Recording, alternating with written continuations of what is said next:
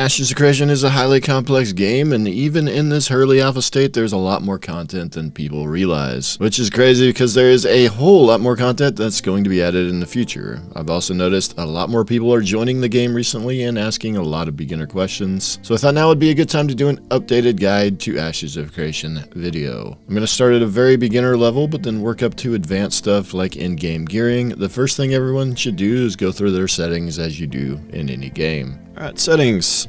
HUD editor. You can change everything with your HUD layout. I prefer just use the backslash key. You can just hold the backslash key and you can drag. You can change the size of different windows. It's quite convenient. Video, a few settings here. Change your view distance to cinematic if you can at all afford it to get a little bit, to help a bit with the draw distance. Global illumination, changing this from low to high or cinematic and vice versa can help a lot with flashbang issues and fixing those without having to log out. Combat, the PvP settings are very important. Require forceful PvP to use harmful abilities. That should be checked by default. You would never really want to uncheck that. This is for AoEs. You typically want to leave that unchecked because you do not want to hit non-combatants with AoEs. Require force PvP to use beneficial abilities on combatants, and this is for healers. If you have this checked, and most healers do check this, you will have to Alt plus F to get force PvP flag. Then you can heal that ally. With this checked, you will not actually be able to heal them. But keep in mind, if you heal a combatant, you become a combatant yourself, which puts you vulnerable. You're basically flagged for PvP. People can kill you without penalty, and they will not become corrupted. So that's, for healers, a lot of you want to probably check that. Targeting, show target of target, really not a reason to not have that on. It's very useful to have target of target on. You can see the Gravehide Bork has me targeted. What is useful for this in PvE, you know typically who has the aggro. It's not 100%, but this will tell you typically who has the aggro in a PvE engagement. PvP, quite useful. Your healer's getting attacked in PvP. Well, who is attacking them? So that is target of target. Show target cast bar, you want that on at all times for sure. No reason to not have that on. We'll see if we get him to see. There is the target of target cast bar. That gives you an opportunity to interrupt that cast because you see it happening. Definitely want that on. Dual defensive and offensive target lock. Really useful to have. So right now I can use myself as the defensive target. But typically in a party, like what I like to do is have my cleric as the defensive target, so I can always be ready to intercept them if needed. Or another squishy, right? That's what I use defensive target for. A lot of different uses for this, and obviously you could change by just clicking the party frames who your defensive target is. Party and raid, show party as raid frames. A lot of people prefer raid frames. This is where you set your party to look like a raid frame. Hover targeting, this is for casters that want to do hover casting. For healers that want to do hover casting. Quite useful. Target of target, keybind will eventually be a thing. So again, like you could select your tank as your party of your defensive target and then just press R to focus off of him would be very useful in PvP once that actually works. Raid markers, useful thing to know in keybind, in my opinion. I use the F keys.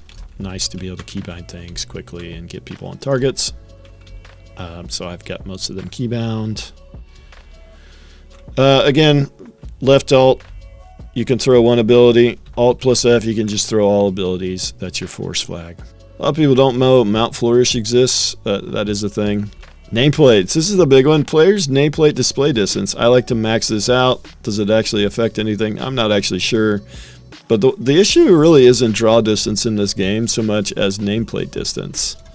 Nameplate distance is really terrible, at least in PvP, and that's the biggest problem I have. The draw distance actually isn't that bad. It's the nameplate distance. So you can adjust these. I like to have allies always on and health bar always on. Now, this clutters things, but I like to see that info. I think it's useful info, especially like for PvP and shot calling.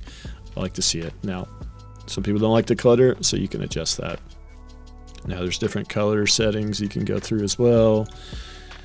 And that's really kind of it. After you get your settings in place, if you're brand new, you probably want to level. When you first log into the game, be sure to grab a secondary weapon and equip it as the stats are a boost to your DPS, and you can level 2 weapons simultaneously. You can swap weapons between your ranged and melee weapon by using the tilde key in-game. If you use a skill that requires a ranged or melee weapon, the game will temporarily switch to that weapon, and then back to your previous weapon after. Just because your archetype is primarily melee does not mean there are not situations you will not want to ranged auto-attack as a tank or fighter. There are 2 starting areas in the game after you first log in and are standing at the Divine Gateway, Lionhold to the west and Samia's Hope to the east. However, Lionhold still has more quests and events surrounding it, so most still go to Lionhold. Sweat of your brow requires you to talk to an NPC in town called Tradesmaster Hermit, then do a series of gathering and processing, in which you get all your starting gathering tools and you get your starter mount. This mount is only 130% run speed, but it's not that hard to get better mounts later. Once you run a few caravans and have some gold, you can buy better mounts at the marketplace in any node, which are crafted by the animal husbandry profession, usually for a few gold depending on the mount. Mounts in Ashes work the same way as mounts in Arcade. You summon them, they have their own HP pool, and they stay in the world when you dismount. Press F to unmount and remount them. Activate them on your hotbar to desummon them. Some more quests I recommend doing are establishing a settlement, which you turn on at the storage node and any vendor, and Safe Fast Sure from Darlota Featherstep at the North Lionhold Gate, which just has you pick up packages on the road to any node and gives you a nice 3-piece green set of gear, and Respecting the Forgotten, which just has you walk a short distance for 2k XP and is on the way to Briarmore Farms to finish the last step of Sweat of Your Brow. I have a video in my text leveling guide linked in the description where I show a quick way to get level 4 and a decent set of gear for a brand new character.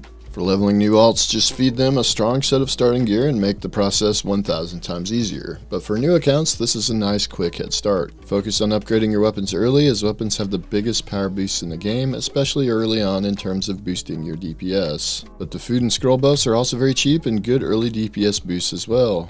And getting full accessories from the Stoneworks north of Briarmore Farms is also very cheap. A quick way to get some early silver to buy a few quick upgrades is to just gather everything you see and then vendor it. Novice level gatherables, a full stack of 20, sell for a silver. The easiest to get is trees, because there's trees everywhere. Adult trees are a little better to farm because they're more efficient.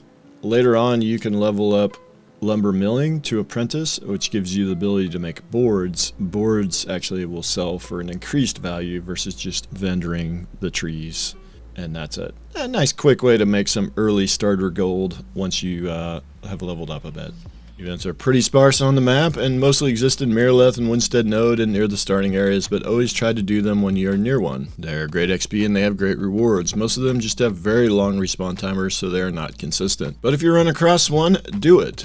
After those early quests, and if you're lucky in an event or two and getting a few items from vendors, basically you have to go grind. Now there are different ways to approach leveling depending on how early the server is. Currently the leveling areas are quiet even on the overpopulated virus server, to the point that you'll want to focus on leveling at key POIs that drop key gear and gear sets. But when the server first launches, or when a big patch like the rogue patch hits, most of the POIs will be heavily farmed and contested. So in those cases, often like what I call off the beaten path leveling. There are some great grind spots that are not near POIs that I like to go to, and that I had to go to when Vire first launched in Phase 2, with how overpopulated the server is. Some of these also have humanoid mobs and have drop tables. Some of them are meant for groups, some of them for duos, trios, or solo. Solo leveling can be strong in this game. Don't let all the videos saying you have to have a group to level fool you. There are a lot of ways to level. More areas accommodate groups, but there are plenty of AoE solo areas as well. You can watch the 5,000 leveling guides out there. Better yet, just get on the CODEX and find mobs near your level that are 1 or no stars and get to work. Otters and bullywogs are great AoE spots. If you want to find where all the bullywogs are, for instance, just type giant bullywog into the codex and it will show you all the spawns and levels. Or if you're looking for general locations of no star mobs, just turn on the general flag on the main codex map and start poking around. There are a lot of great spots for XP. Don't get caught in the trap of always running all over the map chasing better XP. I know most of the 1 million plus XP areas. If you ask nicely on Discord, I might tell you, especially if you join my guild, but don't chase better XP areas constantly, or you will never get anywhere. Some of the best POIs for gear as you are leveling are Highwayman Hills south of Winstead, which drops the Forsaken Blade set from levels 10 to 15, Oakenbane Keep southwest of Miraleth, which is another 10 to 15 area, and Remnants of Cephalion, which drops the Ashen Haunt set from 15 to 20, which is northeast of New Ayla. A lot of other POIs are great as well for gear as long as they have humanoid mobs or named beast mobs. Ursine Basement, for instance, has several named mobs that few people realize have really nice itemization on them. And any Minotaur or Goblin camp outside of POIs is great for world drop gear. Halcyon and Joeva have a lot of higher level Minotaur camps, for example. The new desert areas have some of the best solo and small group leveling spots in the game currently. The node footprints for all the desert nodes have a lot of mob density and really good XP and glint if you're at the appropriate level. Also, pro tip for in-game that most were not thinking about when leveling at the beginning of Phase 2. Rare or higher level 10 or apprentice gear is a lot more valuable than it might seem at in-game if it has your primary stat on it, and the reason for that is because of the power of enchanting, which we will get into later. So hang on to those pieces. In general, magic damage dealers like clerics, mages, and bards want to stack intellect, and physical damage dealers like fighters, rangers, tanks, and soon rogues want to stack strength. Although there are some arguments for dex for rangers and rogues, and for wisdom on clerics, bards, and mages. Con is useful for everyone in PvP to some extent as well, but even in PvE, tanks don't really need to stack con because of how face roll the PvE is in Ashes. Mentality is useful for everyone, but especially archetypes that struggle with mana. Some have no issues, some have constant mana issues without a bard in the party. Mentality can help with that some, but also if you're struggling with mana, be sure to have refreshing follow-through slotted as a finisher in your weapon talent trees and weave in some full weapon combos to passively get mana back.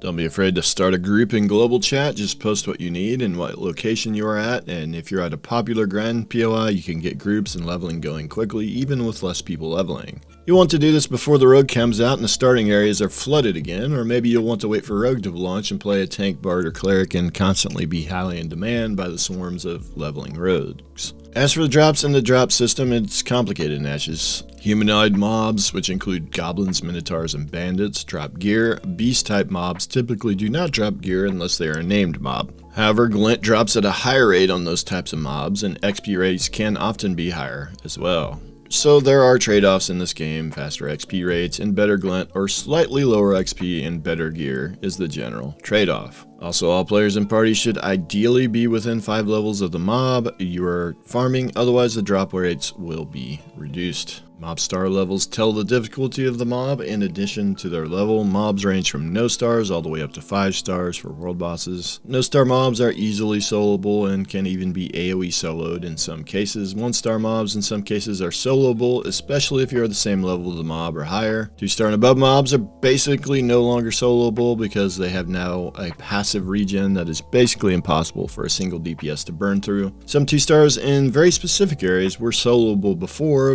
but for the most part they are not soloable anymore after that change, although there are a few exceptions. The mob nameplate color also lets you know level disparity between you and the mob. White nameplates are too low to get XP from, blue you will get diminished XP, orange mobs are at your level, and red are above your level. The combination of the level and the stars determine how hard the mob is in general. That being said, some mobs just have one-shot mechanics until you get higher level and better geared. Fire starters are one example of a mob that will one-shot you unless your group properly interrupts flamethrow. Most crowd control abilities like trip, silence, and incap can interrupt a cast, but be wary of spamming crowd control because then the mob will have diminishing returns and you will not be able to use that crowd control to interrupt important abilities. One exception to that is knockbacks. Knockbacks interrupt abilities and do not have diminishing returns. Also keep in mind as you level, the popular grind spots are often contested, which doesn't always lead to PvP but sometimes can. A lot of times people just try to out DPS another group. To do this, simply do more damage to a mob than the other group and you will get the full XP and any loot drops. First hit gives the slight bonus to this of around 10%, but first hit alone does not secure the tag. It is a hybrid of damage done and first hit that calculates who wins the tag. If PvP does happen, you will need to force flag before you can hit someone. You can send a single ability by pressing Alt plus the ability, or you can flag and send all abilities by pressing Alt plus F. After doing this, know that if you do damage to a player, you'll be flagged as a combatant, which means other players can't attack and kill you without being corrupted. Corrupted can only happen if you attack someone that never attacks back, thereby never themselves becoming a combatant, and and then you kill that person. And let me tell you, from someone that has done this too many times myself, most of the time by accident, because of the flagging system being a little too buggy right now, you don't want to become corrupted. It's highly punishing. It's the only state in the game where you drop gear, you take a massive XP debt when you become corrupted, and the only way to reliably remove corruption is to die. Corruption stacks up to corruption 5, and you get more stacks more quickly if you kill low-level players. And you also get blight stacks each time you become corrupted, which make you gain corruption stacks faster in the future. Just be very careful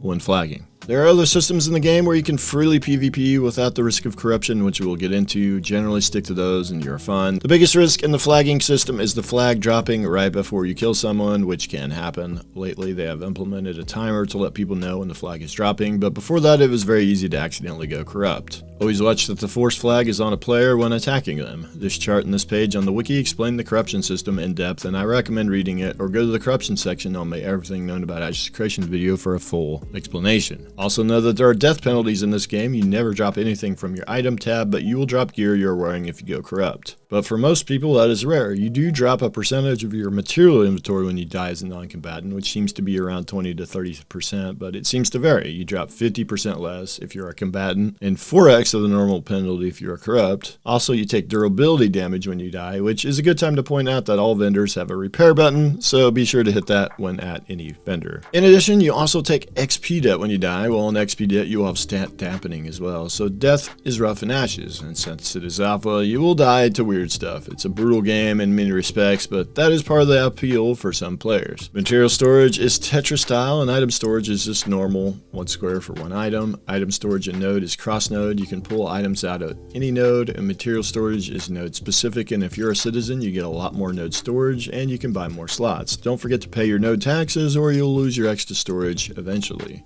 You buy tax receipts at the node NPC at the town hall. As you level, always put points into your weapon tree, as well as your class tree and the universal tree. By max level, you can have enough points to max your universal tree and your class tree. There will be only a few things you can't take. In your weapon tree, you will have plenty of spaces left unused, so you'll have to choose wisely. But don't worry, respecs are free in the alpha, so feel free to experiment. And know that glint is the primary way to generate gold in the game in general, except maybe very early on your very first character, you don't want to vendor glint. Anytime you're near a node storage, you want to drop it off so you don't risk dropping some of it on death. You make gold with it via caravans, which give a massive percentage return, higher than vendoring it, depending on how far you've run your caravan. Glint also can be combined to a higher rarity once you have enough stacks, and you will need to do so as it does fill up less bag slots if you combine it. Which is a good time to talk about rarities in this game. Glint, finished items, raw materials, and processed items all have up to 6 rarities currently, ranging from common up to legendary. Artifact rarities not in the game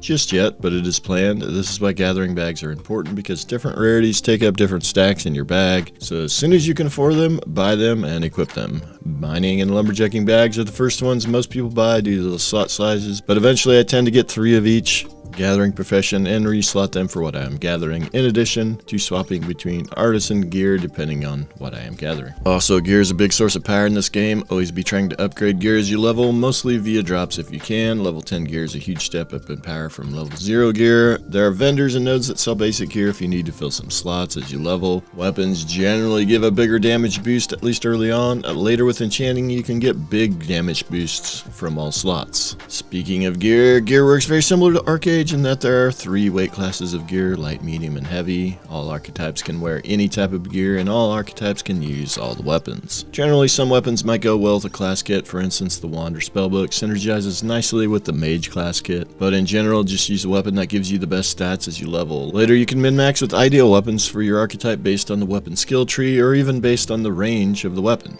Longbows, for instance, have a very long range, but very slow attack speed as a trade-off. As for armor, heavy armor provides more physical mitigation in the form of armor, and the lowest amount of magical mitigation. Generally, the stats are more focused on con and strength, but you can find caster heavy armor or craft it later on. Medium armor gives medium amounts of magical and physical mitigation, but the overall combined mitigation is lower. The trade-off is the other stats can be higher in some cases. And light armor gives the most magical mitigation and the lowest amount of physical mitigation, but typically has caster stats. Although, again, later on you can get light armor with physical stats. that. There are also set bonuses for wearing these armors. 3, 5, and 8 piece set bonuses exist. These set bonuses increase based on rarity. Some name sets also have a separate set bonus system as well. In addition, rarity increases these set bonuses. We'll get into this more in the in-game gearing section, but generally at in-game, people are mixing sets for PvP purposes to get more balanced mitigation. Tanks, for instance, often do 5 pieces of heavy and 3 pieces of light to get more magical mitigation, for instance. Do note that you can hold shift over an item to compare it to an equipped item. Fishing is in the skill tree, skill book tab, and the artisan tab. On the left, it is free XP when you're AFK. The AFK timer is very long. It's around 30 minutes. It isn't much XP, but it's free XP to just fish anytime you know you're going to be AFK for a while. As you run around and go to new areas in the game, always unlock new Ember Shrine points. If you don't, the next time you die, you'll be ported to the nearest Ember Shrine you have unlocked, which could be very far away. With the latest patch, you just need to walk close to the Ember Shrine to automatically unlock it. You can also walk up to the Ember Shrine and set it as your home point. And when you die, you will get 2 options: res at the nearest Ember Shrine or res at your home Ember Shrine. Dodging and active blocking are important aspects of combat to consider as well. Active blocking is really only worth it with a shield. Dodging, if done right, can completely negate damage even for a tank, so I tend to gravitate towards dodging, but active blocking for shield users does have a place as well. So we've covered the basics, but there's a lot more to cover. Most guide videos stop at leveling basics and the absolute basics, which any person who's played an MMO before can figure out on their own. But there is a lot more. Outside of leveling, there are a lot of systems in this game. We're going to cover all of them. But before we get into that, real quick, I'm going to throw up a list of common issues and how to fix them. Long story short, logging out and back in will fix most things, and you're going to lose a caravan to a bug at some point. I've lost many. All long-term players have lost caravans to bugs. Unfortunately, it's alpha, and these things happen. Caravans are a big system in the game and the primary gold generation method for a lot of people. Enchanting is one of the best ways to increase player power in game, and it takes a lot of gold. So you need to save your glint and you need to run caravans. They're a bit of a confusing system for new players. First, buy a caravan at the caravansary in any node. They cost 10 silver. The default caravan is only 1 slot tall by 3 slots wide, and therefore will only fit the cheapest and least efficient commodities. So as soon as you can, save enough gold for upgraded caravan components. Buy upgraded caravan components at a woodshop that is built in any node at the carpentry vendor. The default apprentice woodshop building allows you to buy common weeping willow components. The willow chassis and caravan will increase the size of the caravan to a 6x2. The journeyman carpentry bench, once built at a node, will allow you to buy common braidwood components, which allow you to increase the size of the caravan to a 7x3. The size of your cargo storage determines how large of a pack you can buy. In theory, higher rarity willow and braidwood caravans can increase the cargo area size, but the cost of them can be extremely high due to higher rarity willow being extremely expensive. For example, an epic willow chassis can increase the width to 8, but again, it's quite expensive to make. Also, if you can afford them, definitely buy upgraded wheels at the woodshop. Also buy upgraded beast of burdens or get one from an animal husbandry main in your guild. Obsidian stallion, common beast of burdens are relatively cheap and fast. Higher rarity obsidian stallions are more expensive but a nice future investment. Using your glint, buy commodities at the hunting lodge in any node. Put the most expensive packs you can fit in your caravan. The icon shows the size of the pack. The bigger and more expensive commodities are much more efficient in terms of glint to gold returned. Also, the further you take the commodity, the better the return. Once you have bought the commodities, go to the caravansary and load them into your caravan from the cargo storage tab. Then you can press the launch button, which costs 10 silver, which gives you a caravan beacon in your inventory that you can right click anywhere within a range of the caravansary. Typically take it as close to your destination as you can. Then run to the node you want to turn in. Once you get close enough and get within the yellow ring, you will get a countdown and the caravan will turn in. Keep in mind, you can also turn in and relaunch a loaded caravan, and I do this often personally. It is only 10 silver to relaunch, and some routes you basically have to do this. Then once at your final destination, take the commodities out of your caravan and put them in your cargo storage. Then go to the hunting lodge and sell the commodities from your cargo storage for the big gold return. So that is running caravans. There are a lot of steps, a lot of different places you have to go, but once you do one, it's pretty simple. Keep in mind, caravans are open PvP areas where people can flag as attacker and attack your caravan. They're currently is a bug where you must first drop whatever group you are in before you can flag attacker or defender on a caravan. Then you have to reform your group after. In the future, the party leader should be able to hit attacker defend to put the whole party onto attacker defend automatically, but that functionality does not yet exist. But death penalties do not apply to caravans once you are flagged in the event. You will know clearly that if you are in the event because you get an icon on your nameplate that shows your attacker or defender status. Should you decide to become a bandit and attack caravans, you really want to invest in a caravan beacon. You can buy these at Ophelia Blackwater, the black market merchant who is in the novice crafting area of any node. You can and also should buy journeyman crowbars, which allow you to crack open the cases that drop when a caravan is destroyed. These are an artisan tool that you slot in your artisan tab of your character sheet. Keep in mind you don't get much value out of opening cases. You really want to instead summon a caravan and use that to pick up the cargo and take it to a node to sell. Be sure to summon the new caravan before the original caravan is destroyed because anyone can crowbar the cargo, which means you get nothing. So as the caravan is going down, be sure all allies know not to hit F on the items on the ground, and you kill all enemies so they can't crowbar it themselves. And quickly hit the pickup button on the new caravan that you summoned. Freeholds are another system added in Phase 2. I did a video on them. There is not much to them and they're all sold on every server. But more will be added, so save your 100 gold and go buy them when they're added to the desert. So far you can just plant stuff on them and not much else, but watch the video above if you want to know more. There are a lot of dungeons and or open world grind spots in the game at some of the POIs. The in-game POIs currently are Carfin, Citadel, the Stillbloom, and the Befallen Forge. These drop the best level 20 items, recipes, and crafting materials, which you can't use yet until journeyman crafting comes online. Some of the POIs are really well done, and at some point go to all of them and check them out, including the new ones just added to the desert area, which are currently not marked on the map and you have to hunt a bit to find. Currently there are 2 world bosses in the game, technically 3 with Mother of Pain in the desert, but that has a level 50 and takes basically the entire server death running in to kill it. But really, just Tumok and Firebrand spawn. Tumok spawns here and roams southwest, ending near the second sword outpost in Jueva, but typically people camp his spawn and he never gets a chance to roam. Firebrand spawns in all of these spots. The respawn timer is anywhere from 1 to 4 hours, but Intrepid is constantly adjusting it, so it's hard to get a true read on it. Firebrand drops these items and Tumok drops these items. They also drop recipes and crafting materials to make these items at various rarities once journeyman crafting comes online based on node building progress. The artisan system in Ashes is highly complex and in-depth. Even in this early alpha state, there are 3 branches to the artisan system: gathering, processing, and crafting. In total there are 22 professions, 5 gathering, 9 processing, and 8 crafting. You do get character XP as well as artisan XP when engaging in the artisan system. Artisan progression goes all the way to level 50, but right now there is no real benefit to going above level 20 or the journeyman level,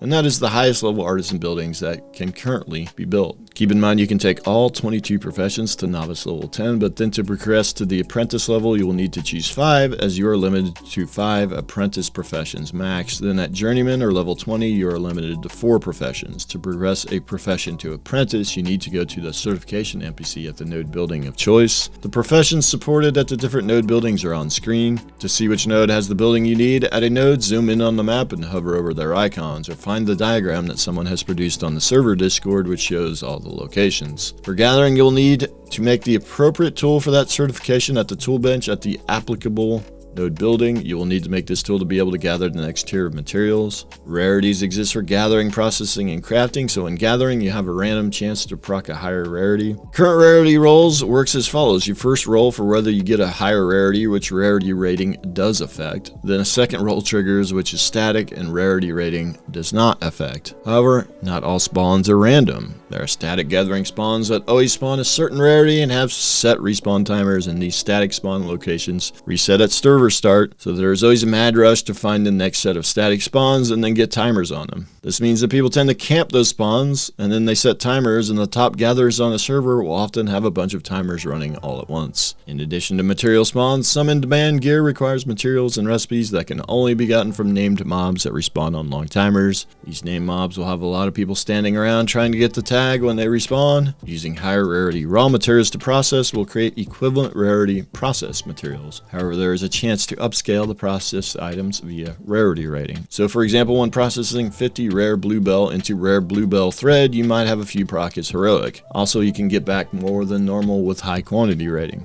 When using a processing station, you can change the job size and the rarity of materials. Processing requires fuel. There are a lot of different fuels out there. For large processing jobs, I tend to just use Western Larch as it has a fuel value of 25. When crafting, I highly recommend using the Ashes CODEX crafting calculator to determine what the finished item will be for rarity. You can also see this at the crafting station once you put the items in. Right now, Apprentice Crafting produces most best in slot items for in-game after these items are enchanted. Once Journeyman Professions come online with the correct buildings being built, that will change. This is a quick overview of the Artisan systems. There are some very in-depth guides to these systems out there, and at some point I might produce a more in-depth guide on them myself. But that is the general overview that should get you started. Next we have the node system, which a lot of players quite frankly really do not engage with or understand. And there are very few videos out there that explain these systems. The more people that understand and engage with the node systems, the faster buildings get built, and the more node buffs a node will have. I did a video in phase 1 that is still very relevant that explains the mayoral systems in depth. Watch that to get a full rundown. As for nodes and what you can do in them to help your mayor, there are 4 commission boards in a node. By far the most important one is the mayoral commission board, which is at the top of the hill near the town hall. That is the one where if 100 people complete these commissions, some of them have really powerful buffs that can unlock. The most in demand is the 100% buff to gathering, processing, and crafting, and leveling some of the professions is a massive grind, so this is a nice one to have. So when that commission comes up, please do your mayor and your fellow citizens a favor and grab it and complete it. Mayors tend to place the one that is easiest to complete. Unfortunately, that buff does wipe when servers are reset, which seems like a bug, and hopefully that gets fixed eventually. Every day when you first log into the game, just make a habit of grabbing all the mayor board commissions. Some of them you will just naturally complete. Completing them not only gives a nice buff to your node, it gives node tickets, which can be used for all kinds of things like a node cape, excavation kits for treasure maps, and even journeyman enchanting scrolls, which are very hard to get right now, and they're not sold at the journeyman scribe vendor like apprentice scrolls are. Plus you also get some glint and a decent chunk of XP as well for completing these. In addition, there are 3 other boards in a node. You have the regular commission board, the artisan board near the novice crafting area, and the board at the hunting lodge that has you kill named mobs in the Riverlands. I highly recommend dropping all of the commissions and filling your quest journal with commissions from your node. It helps the node, it gives you node tickets, and it gives you XP and glint. You'll end up doing a lot of them by accident, and you can just hit your J key and hit complete all commissions and get the glint and XP. In addition, another way to get node tickets is the mayoral buy order system, which gives the mayor node commodities that they can use for building node buildings, which unlocks more crafting options. And those commodities are also used for maintenance on those buildings once they are built. Your mayor is likely putting out info on the server Discord and the node section of that Discord on what orders are needing to be filled currently. So that is the node system, and again, please engage with it and don't ignore it. The journeyman enchanting scrolls alone are all the incentive you need to engage with that system. Next, we do have a marketplace system, which again is at the novice crafting area of each node. Each node has its own marketplace, and they are not cross-node, similar to how material storage works. But if you buy an item, it will instantly go in your bags. If you sell an item, the gold is mailed to you. Treasure maps are recently added and give great rewards. If you're struggling to find certain materials, treasure maps are a good way to get a big stack of them to work with. There are different rarities of maps. There are finished maps and there are faded maps. Faded maps need to be crafted with scribing to become a regular treasure map. Then you also need an excavation kit with the correct rarity to dig up the mound once you find it, and that can be crafted with arcane engineering or bought at an arcane engineering vendor or bought at a citizen vendor with no tickets. All the crafting for treasure maps just requires novice level crafting, so anyone can do it. Finally, we're ready to talk about in-game gearing and enchanting, but before we get into that, I want to talk about waterfall stats, and that plays heavily into how people are itemizing their level 25 characters. There are a lot of different stats in the game, and it can be confusing. It takes 3 power rating to give 1 magical or physical power, but 1 intellect gives 3 magic power, and 1 strength gives 3 physical power. In general, most physical DPS are stacking strength, as strength is a full-on DPS waterfall stat. Intelligence is a full-on magical DPS or healing per second stat. Dexterity is a secondary physical DPS stat, and people are not stacking it as aggressively for a few reasons. That being said, ideally, if you're a physical DPS, if you can get items with both strength and dex on them, and then enchant that, that is ideal.